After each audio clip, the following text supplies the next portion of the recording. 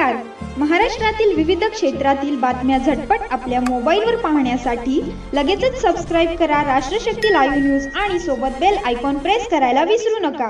तर काय सांगाल, राम अयोध्येमध्ये आपण प्रसाद तयार करण्यासाठी जाता, काय उत्साह आहे, कशा पद्धतीत तयारी आहे? खूप उत्साह आहे आणि जवळपास 500 वर्षानंतर प्रभू रामचंद्राला त्याचं घर मिळत आहे आणि एवढा सुंदर जो क्षण आहे तो आपल्या परीने मी पण साजरा करतो, म्हणजे आम्ही नागपूरवासी साजरा करतो असं म्हणता येईल.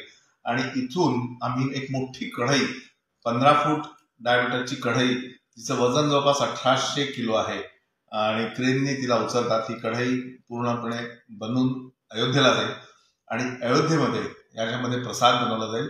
जवळपास 7,000 किलो प्रसाद हा तयार होईल आणि त्यासाठी सगळी सामग्री तर तिकडनं मिळणार आहे, पण इथून आम्ही सोजी म्हणजे रवा जो लागणार आहे तो इथून घेऊन जाणार आहे. आणि तुपासाठी आम्ही प्रयत्न करतो की तिरुपती देवस्थान जे आहे तिरुपती, तर तिथून जर काही करता आलं तर तिथून आम्ही तूप मिळवणार आहे. किती भक्तांना या प्रसादाचा लाभ घेता येणार आहे? जवळपास 1.5 लाख लोक किंवा त्याच्यापेक्षा जास्त लोक याचा लाभ घेऊ शकतील असं मला वाटतं. नक्कीच.